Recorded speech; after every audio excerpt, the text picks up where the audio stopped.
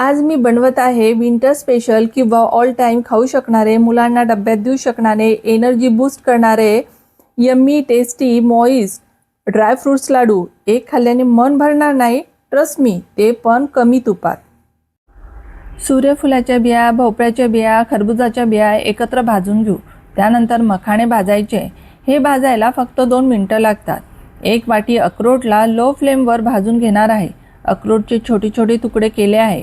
भाजायला इझी होते. त्यानंतर 1 वाटी बदाम भाजून घेणार आहे. प्रत्येक वेळी कढई पुसून घ्यायची आहे. जे बारीक बारीक कण लागलेले असतात त्याने लाडूची टेस्ट आणि कलर खराब होते. त्यानंतर पिस्ता, काजू भाजून घेणार आहे. ड्रायफ्रूट्सला भाजणे खूप आवश्यक आहे. भाजल्याने यात मॉइश्चर राहत नाही. खोबऱ्याला व्यवस्थित भाजले नाही तर लगेचच वास लागतो. त्याने टेस्ट आणि शेल्फ लाईफ कमी होते. खोबरे भाजल्यावर फ्लेम बंद करून त्यात खसखस घालून गरम खोबऱ्यात भाजून घेऊ. आता इथून होणार आपल्या तुपाची एंट्री. 2 चमचे तुपात 1 वाटी खारीक पावडर भाजून घेऊ. ड्रायफ्रूट्सला वेगवेगळे भाजले, कारण कोणाला कमी वेळ लागतो तर कोणाला जास्त. थंड झालेल्या ड्रायफ्रूट्सला जाडसर बारीक करून घेऊ. सगळे इन्ग्रेडियंट्स एका बाउलने मोजून घेतले आहे. त्याने प्रमाण ठरवायला सोपी होते. मी हे सगळे जाडसर बारीक केलेले एका मोठ्या परातीत काढत आहे. मिक्स करायला इझी होईल. ग्राइंड करताना सगळेच ड्रायफ्रूट्स वेगवेगळे बारीक केले आहे. जसे भाजायला कमी जास्त वेळ लागतो तसेच बारीक करायला पण कमी जास्त वेळ लागतो. आता हे एकत्र करून घेणार आहे. व्यवस्थित मिक्स झाल्यावर त्यात सीड्सला पण बारीक करून काढून घेणार आहे. भाजलेले खोबरे, खसखस थोडं फिरून घेणार आहे किंवा आवडत असल्यास हातानेच चुरून घेऊ शकता.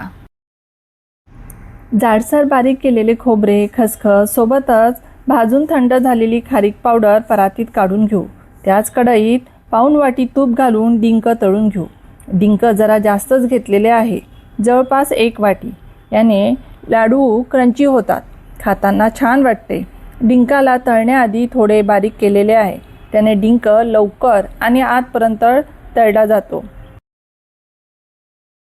किती सुंदर मोतीसारखाच दिसतोय. सगळा तळून झालेला आहे. वेलची आणि जायफळ पूड, तळलेला डिंक आपल्या बाकी इन्ग्रेडियंट्समध्ये घालून मिक्स करून घेऊ.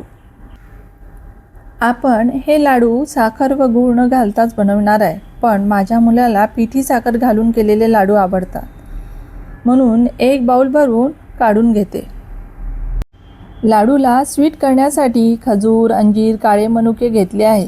मी इथे सीडलेस खजूरचा यूज केला, तरी पण यातून 3 सीड्स निघाल्या, म्हणून बघून घ्या. स्वच्छ धुवून पाणी निथळून कोरडे करून घेऊ. लवकर बारीक होण्यासाठी अंजीरला छोट्या तुकड्यांमध्ये कट करून घेते.